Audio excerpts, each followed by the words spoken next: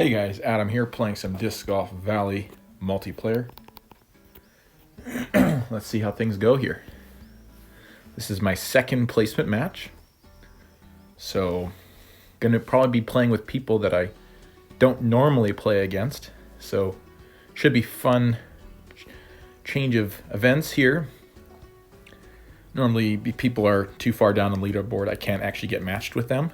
But at the start of the season, we're all kind of starting on a similar playing field. This is a really nasty wind. I'm going to see what everyone does here. So we're gonna play this a little wider than normal, just to make sure we clear the water. I don't want to challenge that water. Good skip and scoot. So that's probably the ideal way to play that, is nice and wide like that. And then that really lifted out of the hand. So that was just me not reading the wind properly. And we're down by one. But that's okay. Lots of golf still to play. Don't need to get too uptight about it. Here we're going to go with the light glide paradigm. Almost straight back because of this wind. Normally I put more ante on this thing. And this is leaving us in prime position to try to run this throw in here. About 70 or so. 78. And we're going to go Sampo, light glide. I'm going to go forehand throwing actually. Right there. That'll be close. That wasn't left enough. And I should have thrown it on a straight pull. But birdie should still be good here. I don't think anyone's making throw-ins. Z-Force is out of position. Tate Nieder went around to get his birdie.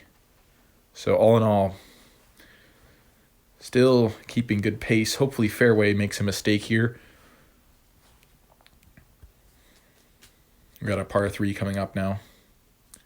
This is hole 1 of Coyote, so I can give this an ace run depending on the wind.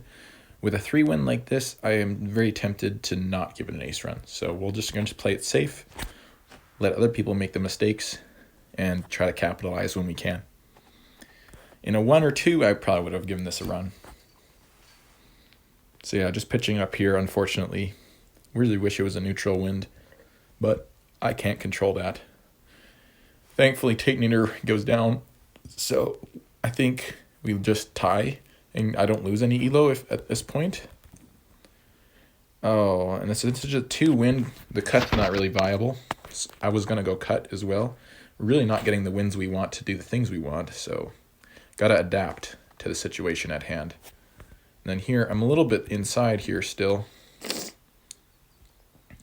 going to disc up to the Glide Sapphire. I should get collision on this bush. Unless I play it lower. If I play it lower here, like this, I should not get collision. Play it lower, powered down with a skip. Yeah, that worked good. That was a good call. And then putt this. Looks like another par in the card here. Par by Z-Force. Tate Nieder is getting a high number as well. So now we're pulling away. At least we're not losing elo at this point. Now I got 4s and 5s alternating now for pars. Here, this is a gross 3 wind.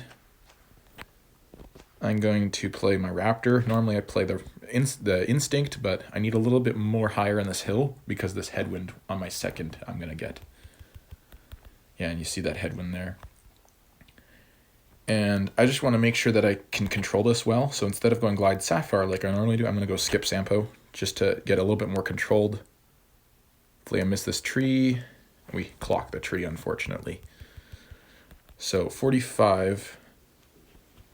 How do we run this safely? That rock behind the basket is safe.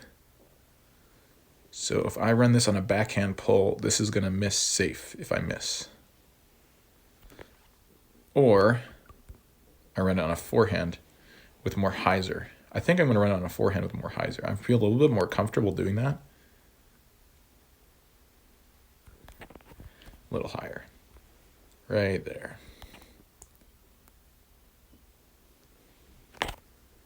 Right like that. Drop. And we do stick it, thankfully. That is a great birdie save there. I love that keystone. Headwinds, that was a bit dicey, but I just felt like I could distance control that a little bit better than the powered down skip, or the powered down wind fuse in this situation. So it was a bit of situational to go keystone when normally in that situation I might go powered down fuse to get a straighter line so that my misses by that rock. But we're okay. A little higher and farther so I can go a little bit more Annie. With this wind, normally I wouldn't go a disc worth, but because I'm so far back, a disc worth is actually the perfect amount. So we'll start hyzering. Hopefully it doesn't go down into that cliff. Get a bad skip, but that's okay. And we are left in position. So here, what we're going to do is we're going to power down on the skip arrive. Just get it up there for a look. I don't want to be parked. I just want to safely get up there for a look. Fairway misses his throw in now. So now this is our chance to capitalize by the patience that we exercised throughout this round. We do capitalize, so now we are tied with fairway. Hopefully we can take the lead from him on the last hole here. On these last 3 holes, I mean. We got downtown here. This is definitely an eagleable hole. Definitely one where some scoring separation can be had. I didn't quite turn this over enough, but it's still fine. It's just going to leave my throw in a little bit longer than desired. 76, so I'll have to go with the Sampo in this situation. With a bit of Annie. And it was close. Definitely a little higher, but that roll feature really helps with that comebacker to make it not so far away. Fairway should get a birdie here, yep. So we could have caught him there, but it's okay. There's still 2 more holes. The downtown par 5s are scoring separators if you're not skilled. If you are skilled, generally they're pretty gettable. Like this one here, I'm going to play for eagle with this water skip line because I find it to be pretty consistent. Although I kind of got a little away from me here. So I'm going to go up the middle with the disc of hyzer and hyzer. Normally I don't go up the middle here.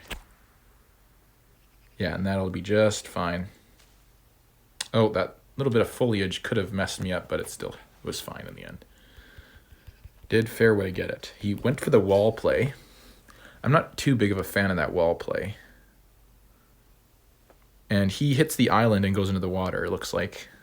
That island is not in bounds anyways, so even if he didn't go into the water, he'd still be rethrowing his second. So with the water, and now he's playing wider to play safe there, so he'll have to run this if he wants to stay within reach. Yeah. But he's a bogey, so we pretty much got this in the bag now. It was a bit of an interesting way to get there in the end, but we'll take the win. Replacement match number 2. Let me just finish off strong here. I'm going to just...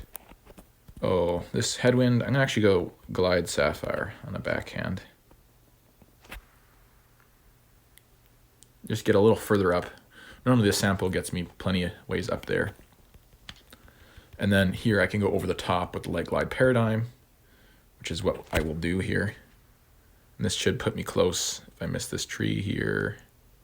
Yeah, just fine. Oh, interesting bounce there, but no matter. We're way far ahead of fairway here. It won't even matter. This win, I'm going to go keystone here.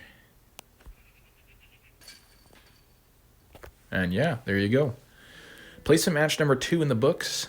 We won that one as well. Let's see if we get any reward unlocks here. Starting the season off with 2 wins is definitely a fun way to start.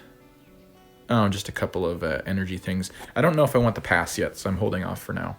But we'll see what happens. Maybe I'll just buy the pass and then I'll get a flood of discs all of a sudden. Should be fun. I hope you enjoyed that, and we'll see you in the next video.